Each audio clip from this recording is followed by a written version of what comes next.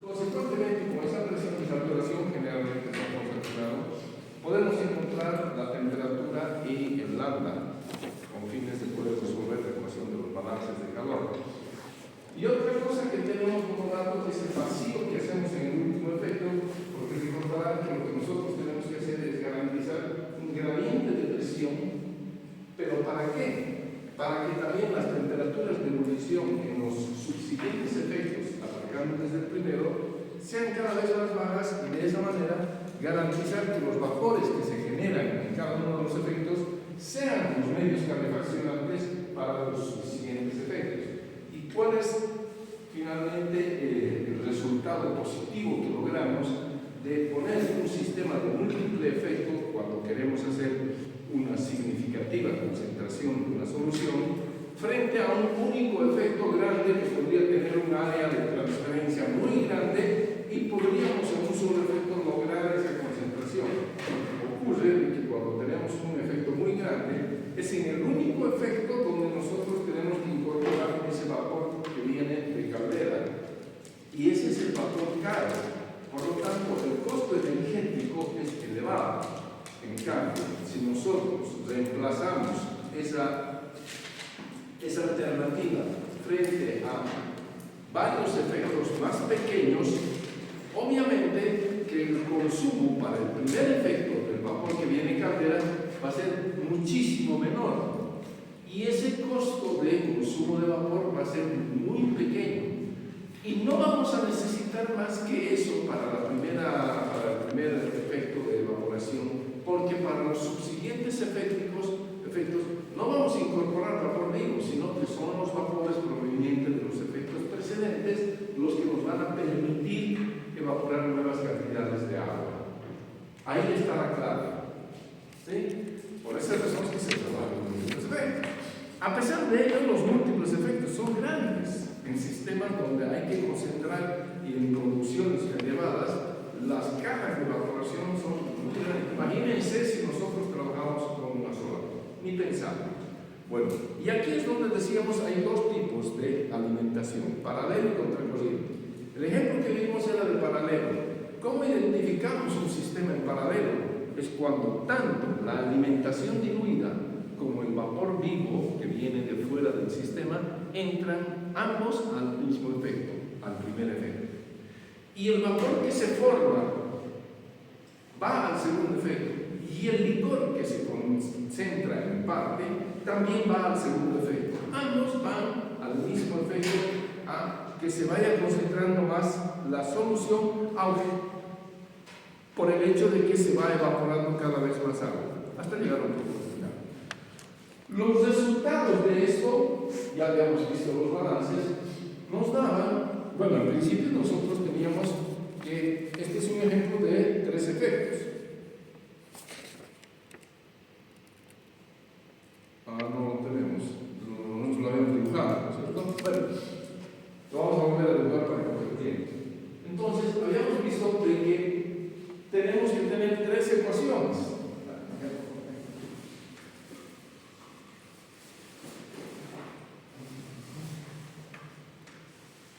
Como son 3 efectos, son 3 balances de...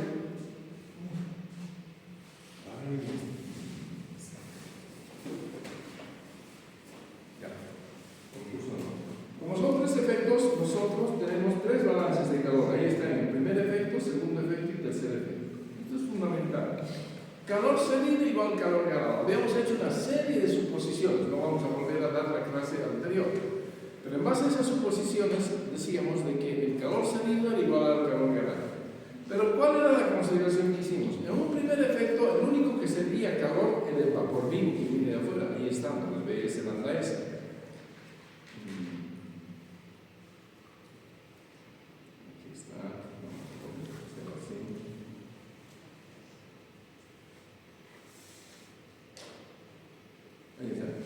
WS lambda S es en el primer efecto el único que sería, aunque esa expresión de F menos B1 es negativa, que quiere decir que el calor que sale del vapor hacemos que la alimentación de fría pase a la temperatura de ebullición y de ahí se evapora una presión. Para el segundo efecto, ¿quiénes ceden calor? Que aquí decíamos en paralelo que obviamente que el vapor el primer efecto que ingresa la calandria al segundo efecto es el que se le... Pero también el licor, ¿por qué? Porque el licor sabe que en el primer efecto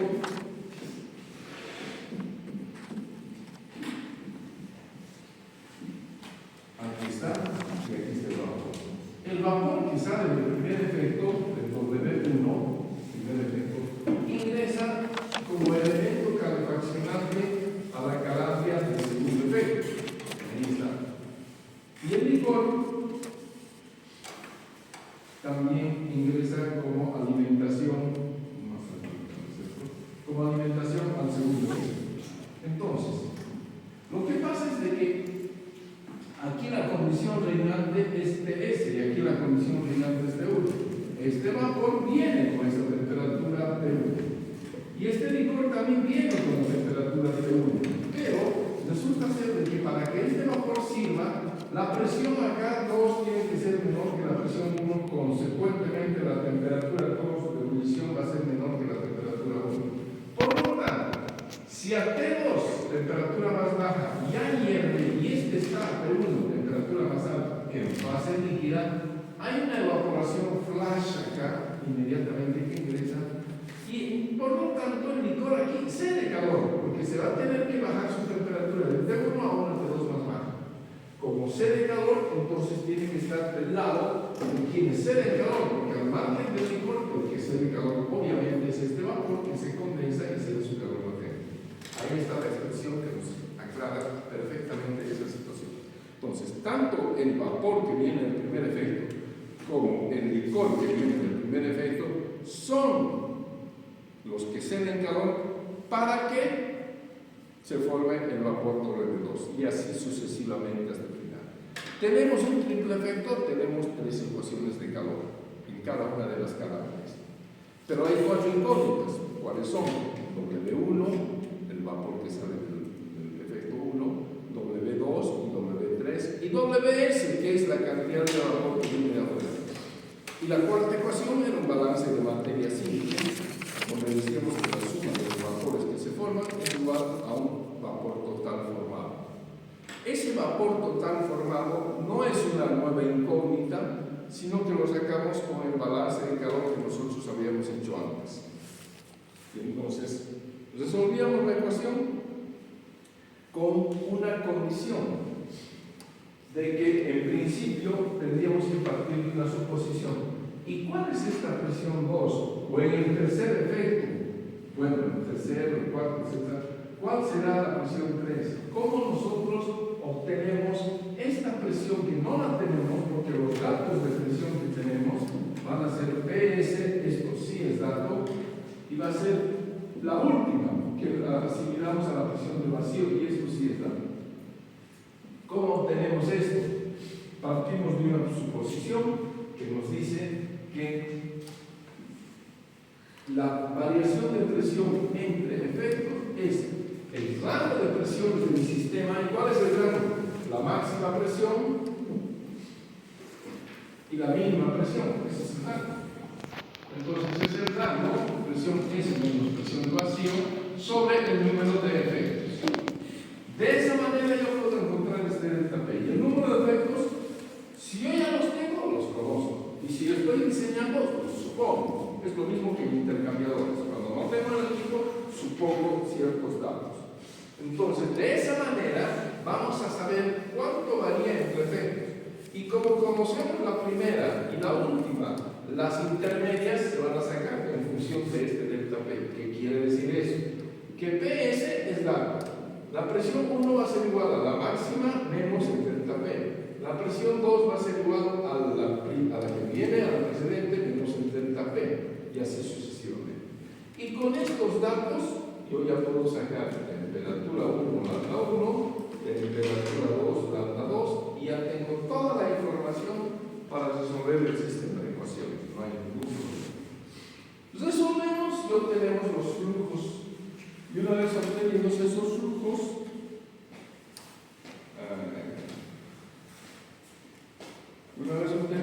flujos, entonces, ahí está.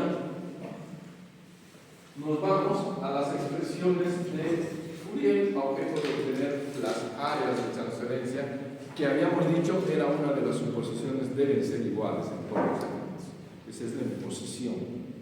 Bueno, habíamos calculado las áreas, ahí están las expresiones, esto tienen que saberlo, y nos daban parecidas y por lo tanto redondeábamos a 1600. Otro dato, otra información que va a ser el dato de comparación con el contracorriente es cuánto consumimos de agua. El agua se lo consume en un condensador barométrico, ¿sí? Y entonces es importante saber, porque es parte del costo de evaporación. Cuando nosotros queremos sacar cuánto cuesta evaporar, por lo menos, mejor dicho, cuánto cuesta concentrar una solución, hay que incluir el costo del consumo de agua. Y por esta razón de que lo que nosotros tenemos que hacer es, este es el W final, y en el condensador barométrico, con su inyector, en el condensador barométrico, aquí vamos a ver el consumo de agua, que es parte importante del costo operativo del equipo. Muy bien, lo calculamos. Y el último dato es justamente el parámetro que de alguna manera nos define si yo voy a elegir contracorriente o voy a elegir paralelo, que es la economía de vapor. Ese es un índice, un factor que está definido como cuánto vapor yo puedo generar por libra de vapor vivo introducido, por libra de vapor que viene de afuera, que nos cuesta plata. Entonces, ese cociente, recién me va a decir algo cuando yo lo comparo. En principio, para paralelo nos sacamos 209. Bueno, ¿qué quiere decir? Que yo obtengo 2 libras de vapor, genero 2 libras de vapor por cada libra de vapor carro introducido. Bueno, el doble, no está mal, ya está. Ahí llegamos. Bueno, este era el ejercicio que vimos. Hagamos lo mismo ahora para un sistema en contracorriente. ¿Sí? Para un sistema en contracorriente. Obviamente que aquí también nos daban, ya no teníamos que calcular los coeficientes totales en base a los películas, sino que nos daban valores de comunidades que están tabulados ya en base a la experiencia, etc. Entonces, vamos a tener el mismo problema, pero obviamente los datos de los coeficientes totales no van a ser los mismos, porque depende justamente de la configuración para ver los datos, que también se saca en base a la experiencia. Esquematicemos entonces un triple efecto, que es lo que tenemos, el mismo triple efecto que teníamos, pero ahora vamos a configurarlo en contracorriente. Y aquí vamos a poner el tercero. Garantia y K, garantia y K. 2, 1. ¿Ya está? Vamos a indicar que la alimentación, ahora, otra corriente. El vapor siempre va a ingresar a la primera caja. ¿Ya? ¿Y con qué condiciones vienen? PS. Ya sabemos que después esas condiciones imperan aquí adentro, y con el PS yo voy a encontrar PS y voy a encontrar lambda S. Ese es distinto, vapor, porque siempre pone así. Listo.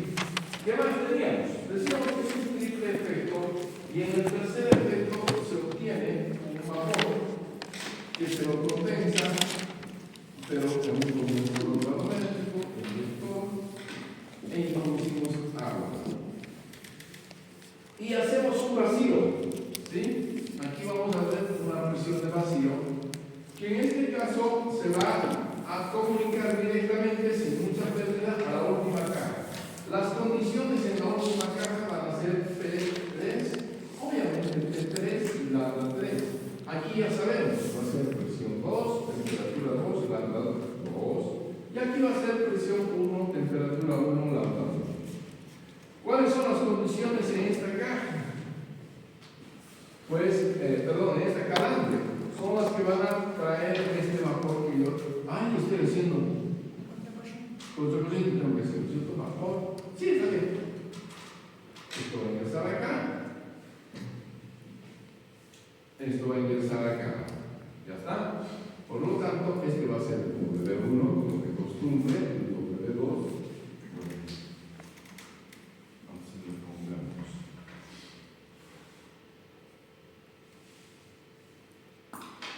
Claro.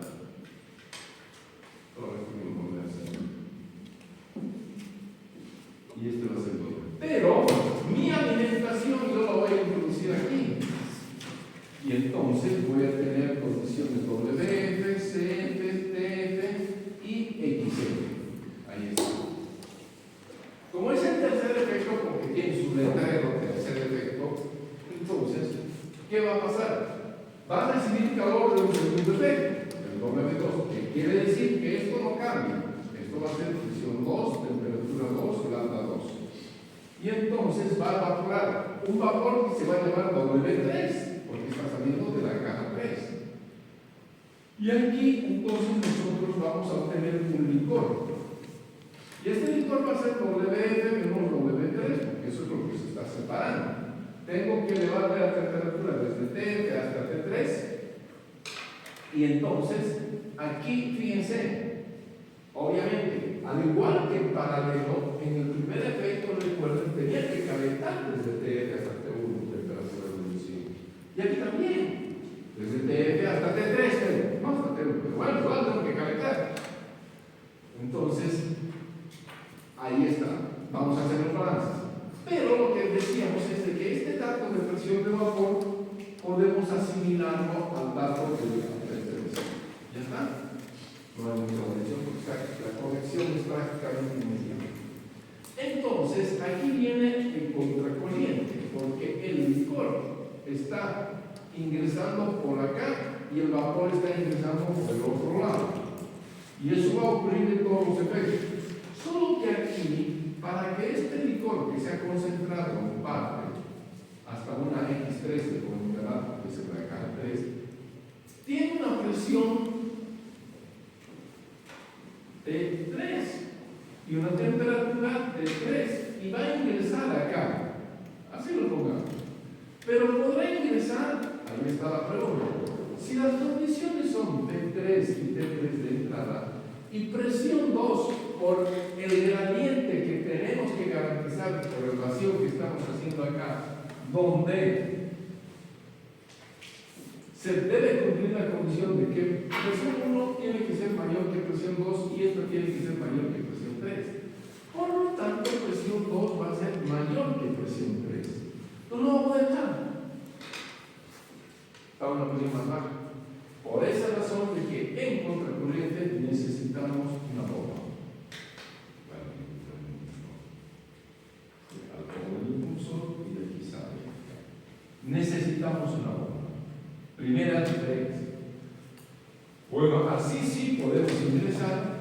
Y de aquí se produce lo mismo. Las condiciones reinantes en la calandria del segundo van a ser las de la caja del segundo. Y ahí está. Y de aquí vamos a sacar un licor un poco más concentrado todavía y va a ser WF menos W3 menos W2, que es lo que se ha acordado acá. Eso es lo que sale. Y como va a ingresar a una caja con una presión 1 mayor que la presión 2, pues aquí también tiene que existir una bomba.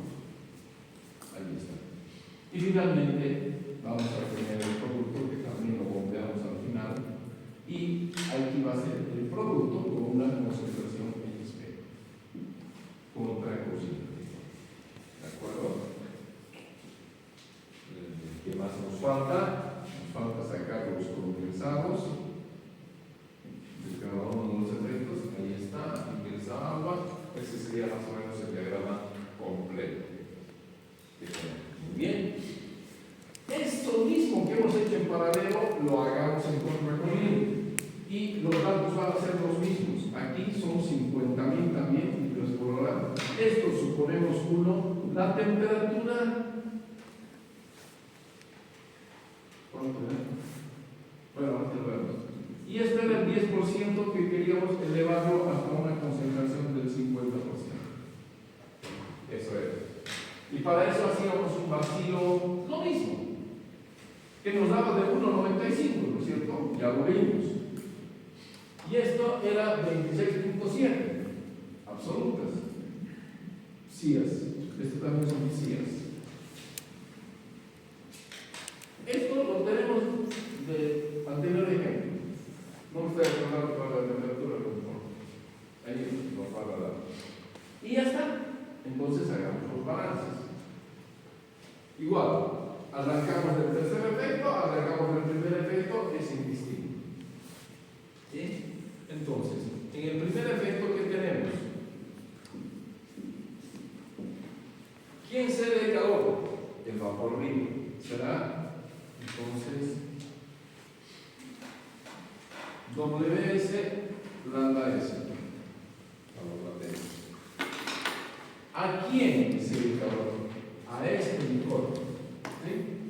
Pero este licor está a una temperatura T2 y va a ingresar a una temperatura T1 más alta. Ya no se produce ese flash aquí que se producía antes. Porque voy a tener que calentar un poco, porque T1 también va a ser mayor que T2. Por lo tanto, ya no hay esa sesión flash como había en contracorriente de los efectos a partir del segundo. Entonces, este es el único que cede y se lo cede a WCF, menos W3, menos W3, menos W2. Está viniendo de la caja 2, entonces será C2. Y esto será, como está ganando, esto va a ser T1 menos T2 más W1 lambda 1. ¿No es cierto?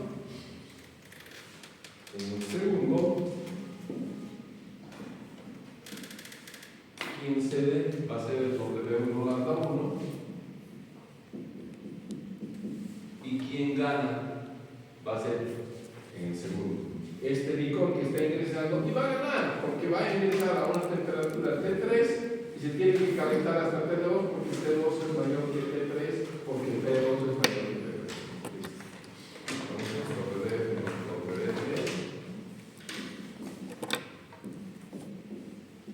C3 porque de ahí viene y esto va a ser T2 menos T3.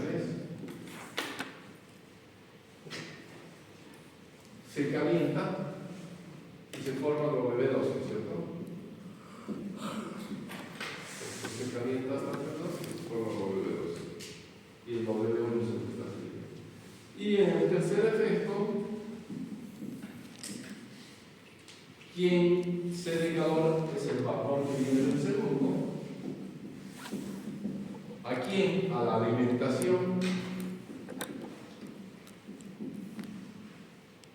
T3 menos TF y para que se forme el W3 lambda 3. Son simples balances. Ahí está. Aquí, obviamente, los valores son distintos, son recorridos en paralelo. Volvemos a tener las mismas tres ecuaciones distintas, mejor dicho, pero las mismas incógnitas. Porque el ejercicio, no me acuerdo, es esto. Ahí está, dice, ¿no? Ahora, pongamos la contracorriente. Las condiciones son las mismas, excepto que se usa un flujo de contracorriente con coeficientes. Los coeficientes cambian. En el anterior eran, bueno, ya los vimos, pero ahora los coeficientes van a ser 1, 400, U2, 250, y U3, creo que es 125, 175. Esto en contracorriente. Un poquito analicemos para por lo menos en paralelo, ¿cuánto era?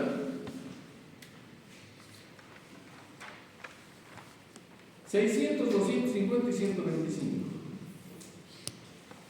Era 1 igual a 600, U2 igual a 250 y U3 igual a 125. Más adelante tenemos que hacer algún tipo de comparación. ¿Sí? Bien. Ya está, pero nos falta una ecuación. Obviamente, la ecuación es la ecuación de balance de material, que nos dice que La cantidad total de agua que se evapora es la suma del agua que se evapora en cada efecto.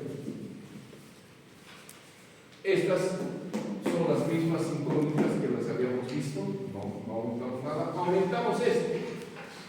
¿Cuánto es lo que se obtiene de agua evaporada total? Y eso vamos a obtenerlo de la misma forma que lo tuvimos anteriormente, con un balance que nos decía de solutos. ¿Cuánto ingresa el soluto y cuánto sale el soluto? ¿Recuerdan? Lo que ingresa el soluto ingresa por acá. ¿Y qué es? Es WF por XF. Eso es lo que ingresa el soluto a mi sistema. ¿Y por dónde sale el soluto? Por el producto, porque aquí lo que se evapora es agua. El soluto, que es justamente el que va a nacer en el cristalizador como un sólido, sale solamente por el producto. Y entonces, soluto que ingresa es igual a soluto que sale. Tengo esto y tengo esto. ¿Recuerdan? Y entonces, como esto es 50.000 por 0,1 igual a P por 0,5. Y se acuerdan que nos daba esto 10.000.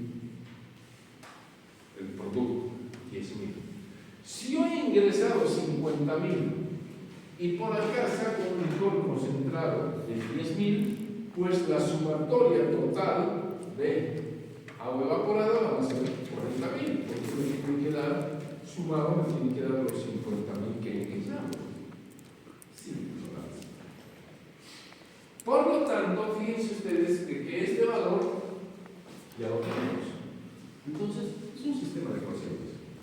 Y nos permite. Ahora, después, vamos a seguir sobre la misma suposición anterior. Es decir, de que el delta P entre efectos que habíamos obtenido en la clase anterior, que era presión S menos presión de vacío sobre el número de efectos, que eran 3, nos daba 8,25. Por lo tanto, las presiones 1 y 2 sobre todo, porque esta ya la tenemos, van a ser las mismas. ¿Sí? Eso nos va a permitir que, yendo a las tablas termodinámicas del vapor, nosotros obtengamos la temperatura de saturación y el daño para cada caso. ¿Sí? Entonces, y de ahí se obtienen estos valores. Ahí ya están. Por ejemplo,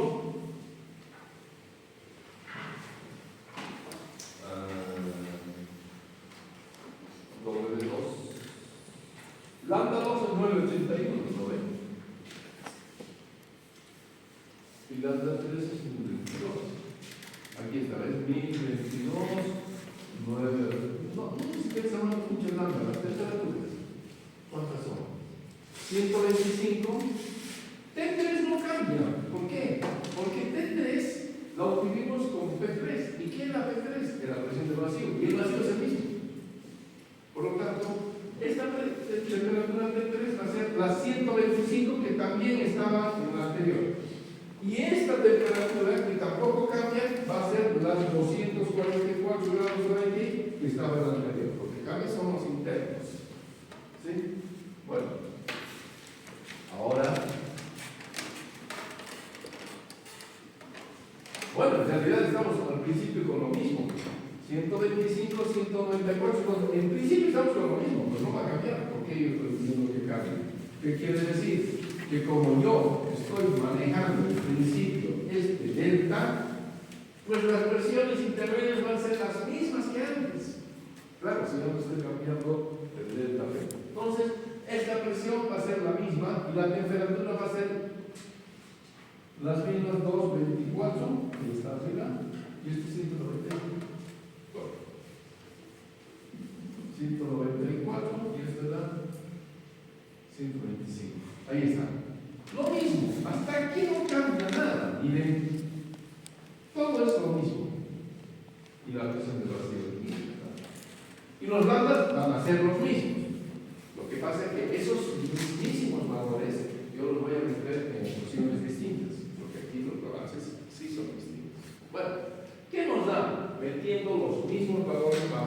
esta primera suposición. Nos da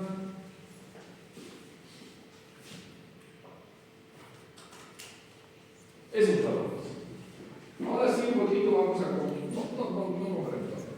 nos da 15.950, 12.900 y 11.150. Obviamente que sumados esos tres valores me tienen que seguir dando 40.000. Ya no son los mismos. Ya ves. Y el paladero. Ya no son. Claro, que cambia es que estamos metiendo en el distinto. Perfecto. Con esos valores, con la misma expresión de área, reemplazamos. ¿Qué ha cambiado? Han cambiado los valores de los flujos de vapor obtenidos y han cambiado los Qs. Son distintos. Obviamente que las áreas tienen que cambiar. Se hace el cociente, esto no lo vamos a repetir, está ahí. Y resulta ser de que el área 1, acá, nos da 2010 pies cuadrados. Este nos da 2040. Pero este nos da 1050. Ah, bien. La mitad. La premisa es de que las áreas sean iguales. Aquí no va. Entonces, hay que hacer ajustes. ¿A quién le echamos la culpa? De que no nos haya dado con el paralelo, digamos, que más o menos parecido, se lo ya más eficiente. No siempre nos va a dar así. A esta suposición, porque no necesariamente los gradientes entre etapas tienen que ser iguales. Lo que tenemos que garantizar es de que la presión 2 sea menor que la 1 y la 3 menor que la 2 para garantizar temperaturas cada vez más bajas de ebullición y que los flujos estos de vapor tengan la capacidad de evaporar menos cantidades. Entonces, ¿qué hacemos? Hay que corregir. Y aquí es donde hay dos métodos, el método del delta T, pero este método que hemos empezado a ver el delta P, continuemos nomás. Es hasta por aproximación. Lo voy a copiar. Área 1 es igual a... ¿cuánto es? Medida 16.950 por... Pero te hago normal, porque acá me quitan todos y se me cruzan. No se ve. 940 es. Sí, ¿no? ¿Eso es? Y aquí abajo, el U1 es 400 por el delta T. Esto es el Q. Es decir, es el W1 por lambda 1. Por eso dice el ¿no es cierto? Entonces, esto es 20. ¿Por qué? ¿Por qué es 20? No es 20. 6 más 24, 30.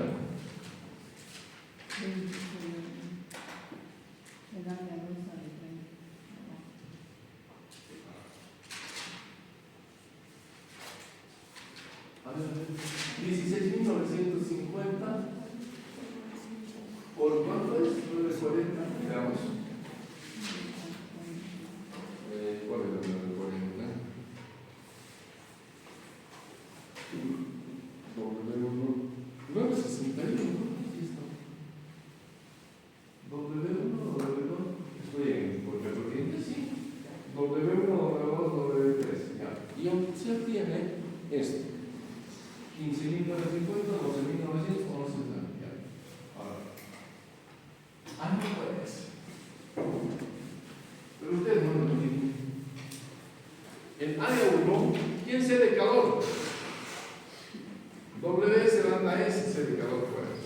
Y esto es U1 y esto es TS menos T1. Ahora sí. ¿Cuánto es WS? Lo que hemos obtenido. 16.950 por lambda S, ¿cuánto es? 940, ¿no? 940. Y ahora la diferencia es esta, pues. 224 por 224, 20. Es decir, 400 por 20. Ya está. Área 2. Quien cede calor en el área 2 es el W1 lambda 1, U2, y aquí la diferencia es T1 menos T2. Ahora sí, y esto aquí es igual, W1,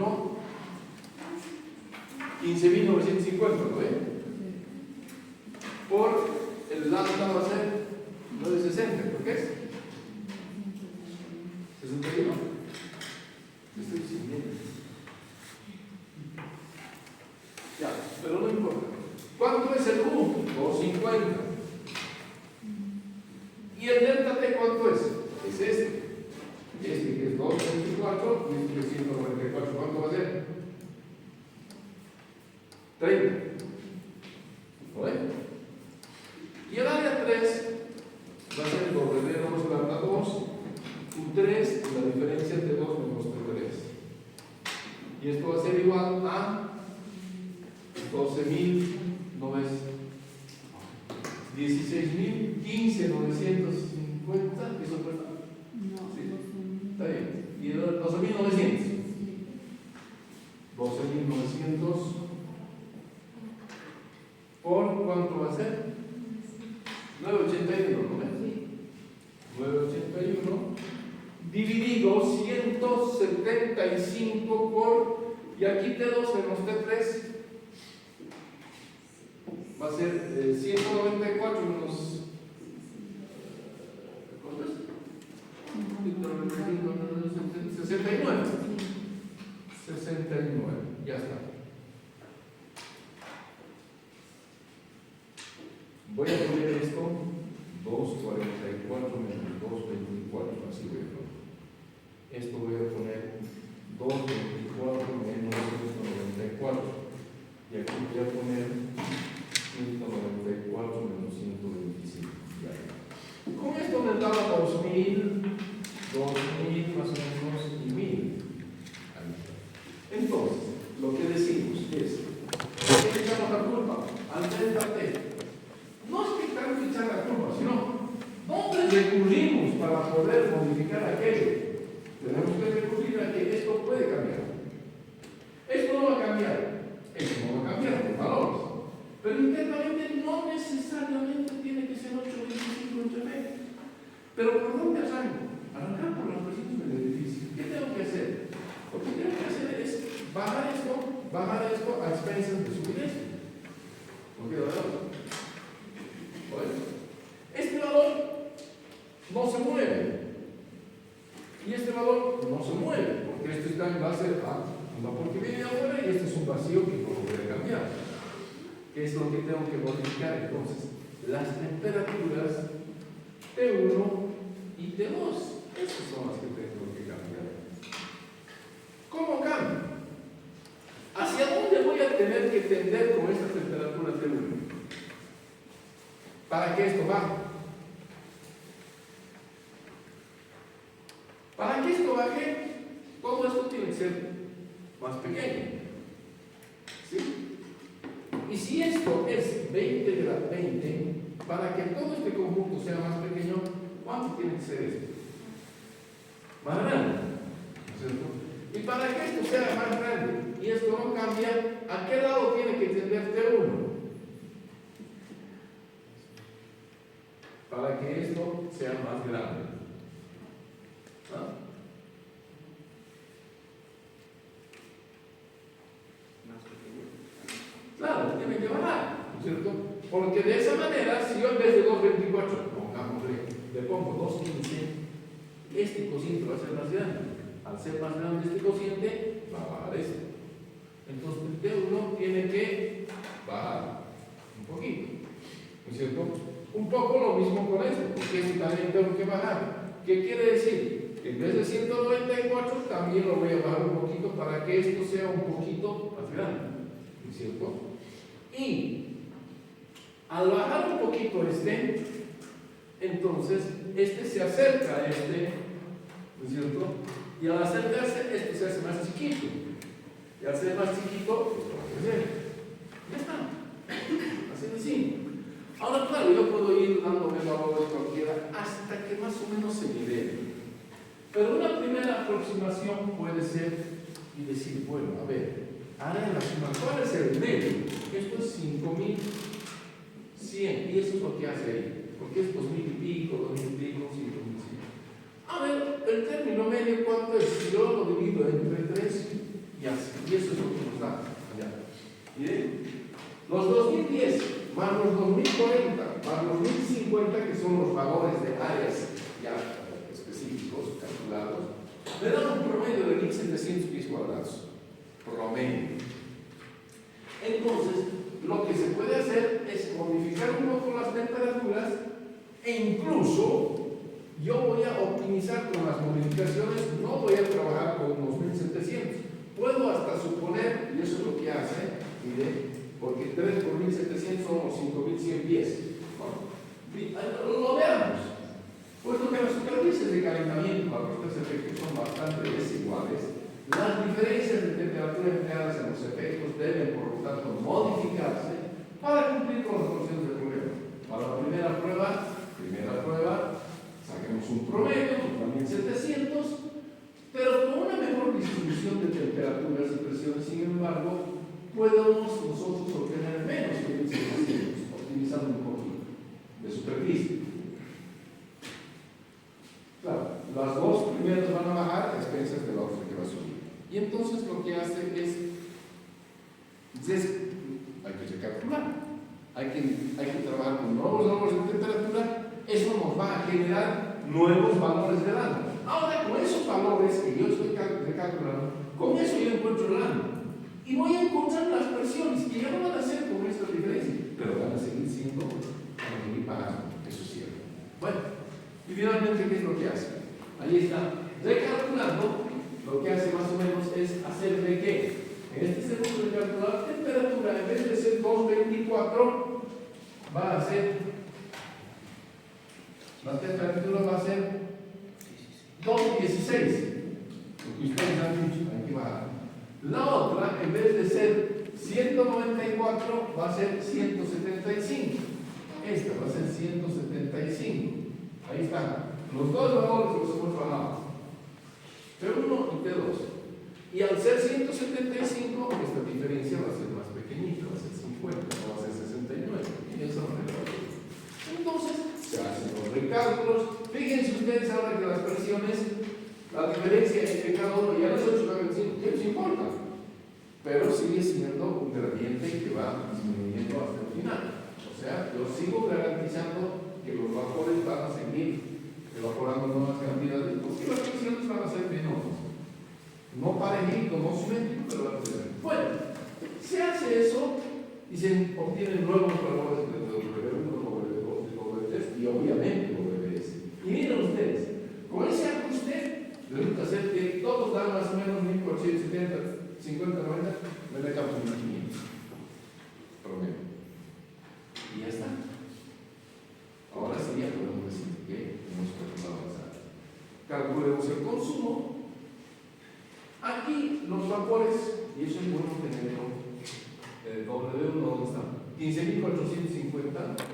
Aquí, veamos. Es 15.450. El otro, ¿cuánto es? 13.200. ¿Y el otro cuánto es? 11.350. En paralelo, ¿cuánto era?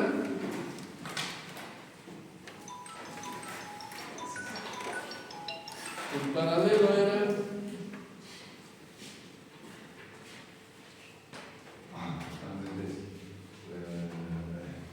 ¿Saben qué? Perdón, vamos a poner aquí. Donde W1 es igual a.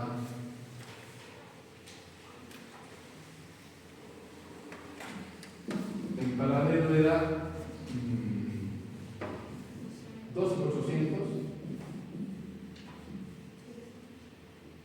W1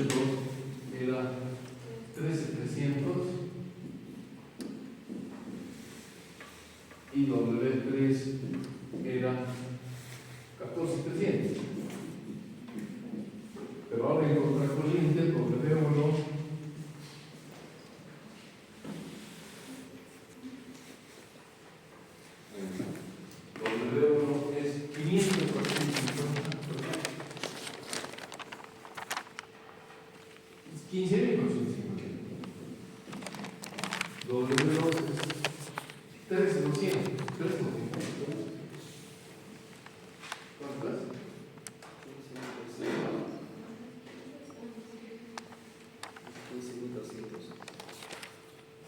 15.200. 13.200.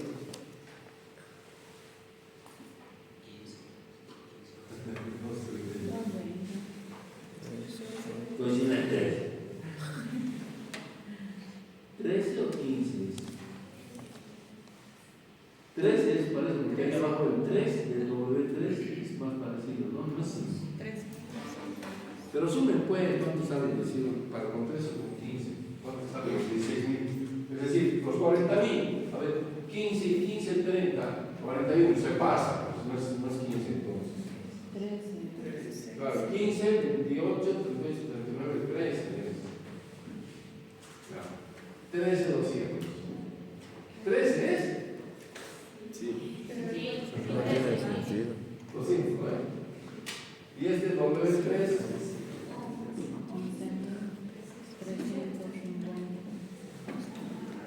11.350. Ya. Bueno, no tenemos las áreas.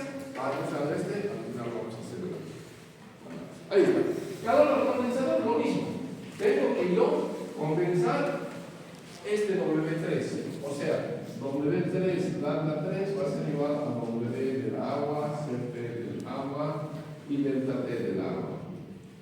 Hacemos lo mismo, pero obviamente el resultado va a ser distinto. Y finalmente calculamos la economía del vapor. No cambia la cantidad de libras evaporadas, son las 40.000. ¿Por qué? Porque la concentración es del 10 al 50, este valor de 40.000 no cambia. Pero lo que cambia es el WS, que aquí el WS era 19.100, en paralelo el WS era 19.100, y aquí en contracorriente el WS, ¿cuánto es? 16.350. El WS es 16.850. Bueno, entonces ha cambiado. Por lo tanto, el índice, la economía de vapor es 2.37. Y aquí hace el análisis de ambos. ¿Sí? Los valores más significativos. Y compara, paralelo con reactivo. ¿Cuánto de vapor utilizamos en paralelo? 16.100 libras para lograr esa concentración. Y en contracorriente, 19.100. Y en contracorriente, 16.850. Una serie. Contracorriente. Es menor el consumo. Beneficio. Agua de enfriamiento. Obtuvimos 840 en paralelo y aquí es 664. Menor consumo de agua. Superficie total. Eran los 1.600 por 3. ¿Cuánto nos daba? 4.800. En cambio aquí nos da 1.500 por 3, 4.500. Menor área. Entonces, fíjense ustedes, menor inversión en equipos, menor consumo de agua, que es un costo operativo, y lo mismo que el vapor total.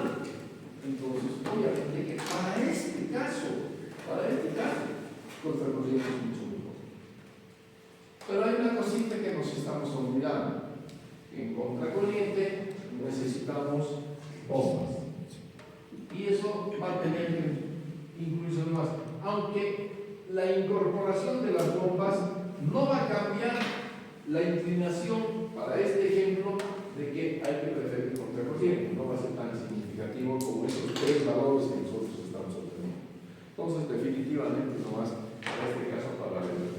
Pero esas son las comparaciones que debemos hacer, porque eso va directamente en el costo de producción, sobre todo el vapor, el agua y, bueno, la superficie. Y la economía, fíjense ustedes, ya no nos están diciendo. Eso está ligado con el vapor total. ¿Qué quiere decir? Que en paralelo, yo por cada libra de vapor que compro, obtengo 2 libras de vapor de agua. En cambio aquí obtengo 2.37. O sea, obtengo mayor cantidad de vapor. Y por esa razón es que ese índice de alguna manera me resume la inclinación que yo debo tener, la economía del vapor. Porque incluye las masas, las áreas, todo lo que se los pone en los lugares.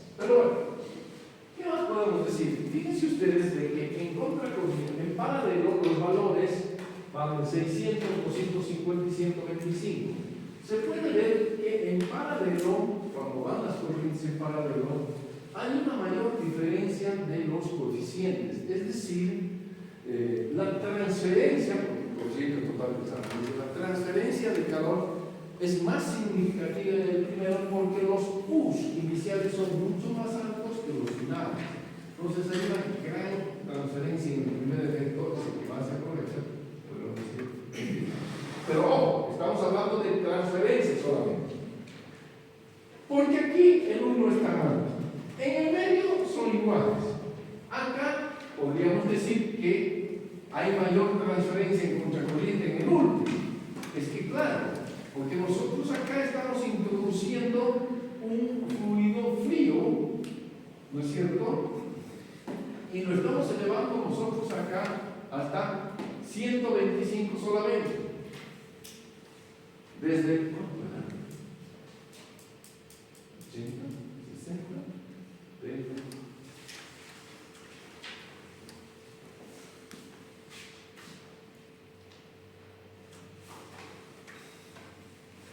¿100?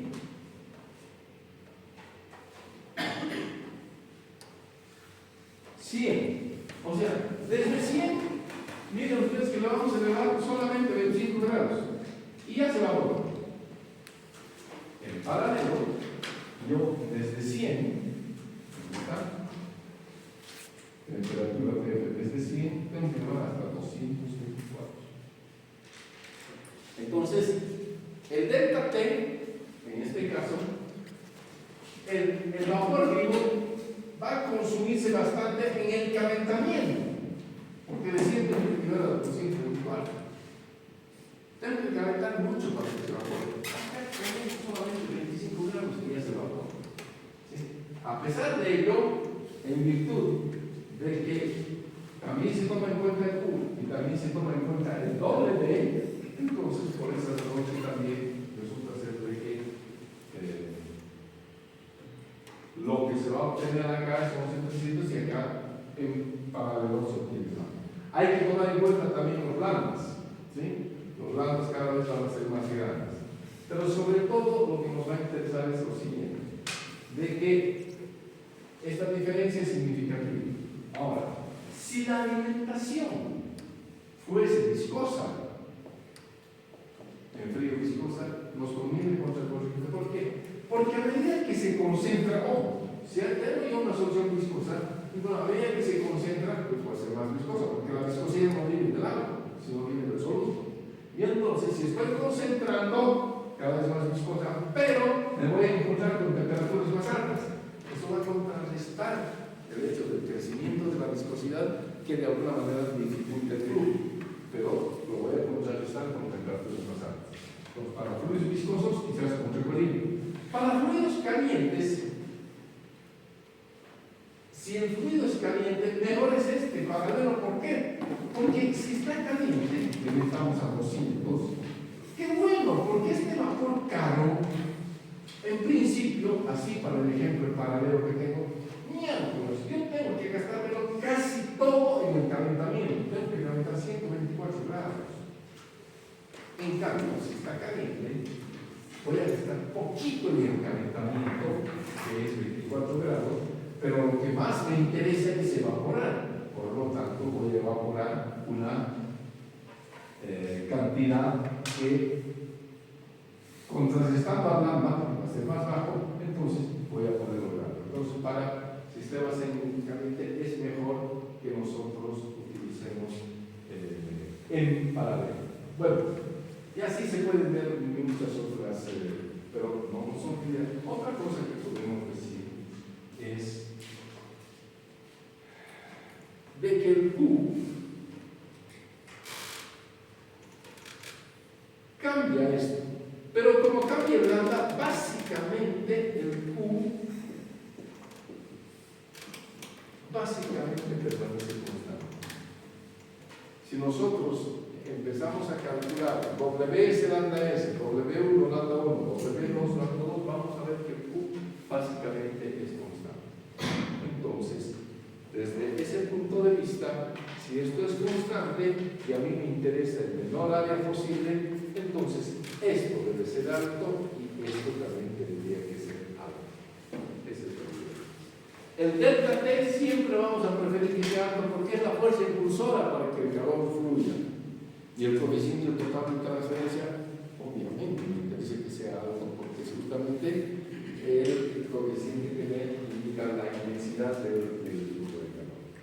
Eso serían las condiciones que habría que más o menos analizar. Pero bueno, esto puede cambiar. Y ya está. Sí. Listo.